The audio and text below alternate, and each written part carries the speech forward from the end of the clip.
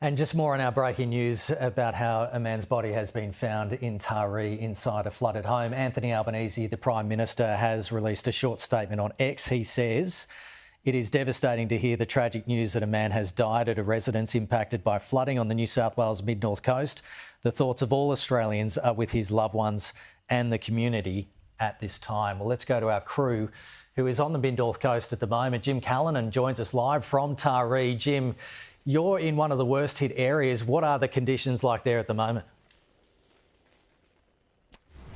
Well, Kenny, a picture tells 1,000 stories. You can see over my shoulder that very fact. I'll just get out of shot for you to just give you an idea of the waters here in South Taree. Now, this is Manning River Drive. It is both in name and nature today because the river itself is meant to be at least another 500 or 600 metres further north of where we are. As you can see, that is a long way off. The river has swollen to record heights and continues to do so because the rain continues to fall and in heavy measure. Sadly, as you had at the top of the bulletin, Kenny, we have already had a tragic reminder of just how serious this is here in Taree at the moment. I can tell you the rescue crews from the SES, they continue right now. In fact, this is one of the points here in South Taree where they are getting inflatable boats both in and out of Taree. They are continuing right now. We're not too far away from the SS Staging Centre. I had a chat with a couple of them.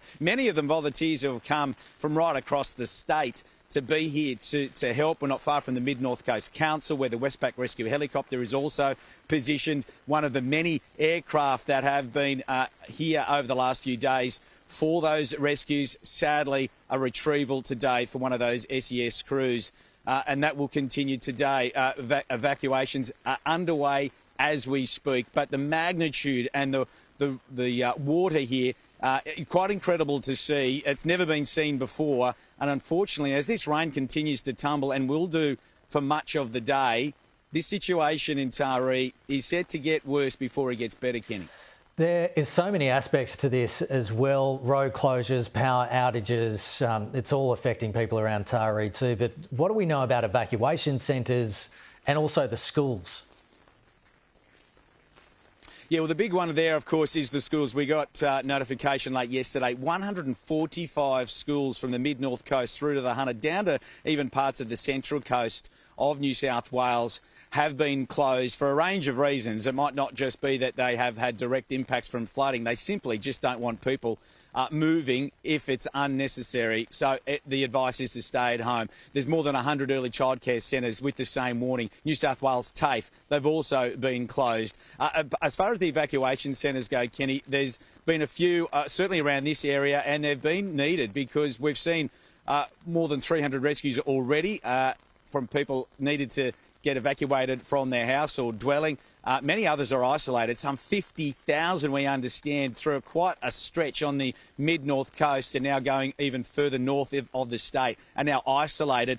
And you mentioned power. That's a huge key. We're hearing anecdotal reports that power outage is causing now issues for many of those who are isolated. Of course, that then impacts communication if they can't keep power to phones to keep up either where they need to get messages out or simply just to receive information about what's going on. This situation, it's unfolding at a rate of knots. The rain keeps falling. The river continues to rise. Evacuations continue, Kenny, and it's not just here in Taree. Focus will certainly start pointing north very soon. We're already hearing Dorrigo, Belgian, places who are well versed in this sort of situation of weather events. Coffs Harbour, lower areas of Port Macquarie. Kempsey is a real concern as well, given rivers there continue to swell. And I can tell you the rain is not going anywhere. There are some reports we could get anywhere up to around 120 millimetres in this area alone today, and that's going to be mirrored right up the north coast. Yeah, and we spoke to the SES before and they said 470,000 people in this warning area, in this flood area. Jim, thanks for that. Stay safe.